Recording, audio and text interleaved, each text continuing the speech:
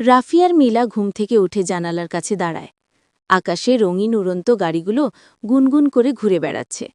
রাস্তায় ছোট ছোট রোবট ফুলে পানি দিচ্ছে আর পরিষ্কার করছে। আহ দেখ মিলা, আজ আকাশে ট্রাফিক জ্যাম, কিন্তু গাড়িগুলো মাটিতে না, আকাশে। আর দেখ ওই রোবটটা ফুলে পানি দিচ্ছে, কেউ আর হাতে পানি দেয় না।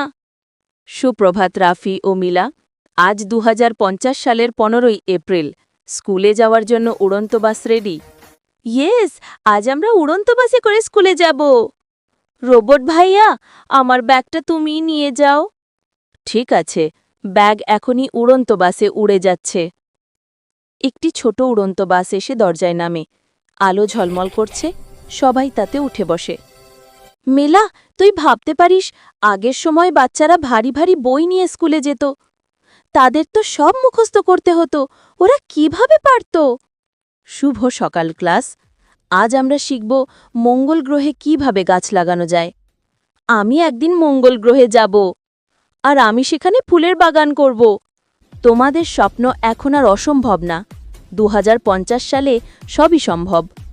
ওয়াও, আমি কিছু বললামই না, কিন্তু চকলেট আইসক্রিম চলে এলো। আমার সামনে পিৎজা। ভবিষ্যতের ক্যান্টিন আসলেই ম্যাজিক। আমরা তোমাদের শরীর স্ক্যান করে বুঝে ফেলি কে কোন খাবার পছন্দ করে। তাহলে আমি প্রতিদিন পিৎজা খেতে পারি? না রাফি, পিৎজার সঙ্গে সবজিও খেতে হবে। চলো সবাই চাঁদে ফুটবল খেলি।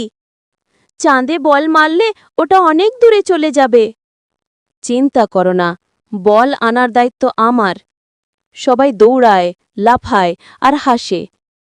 রাফি, জানিস, আগে মানুষ শুধু নিজেদের দেশ নিয়ে ভাবত, আর এখন সবাই একসাথে, যেন পুরো পৃথিবী একটা বড় পরিবার। হ্যাঁ, 2050 সালের পৃথিবী এখন একতা আর শান্তির দুনিয়া। সবাই একসাথে এগিয়ে যাচ্ছে। আমি বড় হয়ে এই পৃথিবীটাকে আরও সুন্দর করব, আর আমি উড়ন্ত শহর বানাবো। তোমাদের স্বপ্নই ভবিষ্যতের পৃথিবী গড়ে তুলবে।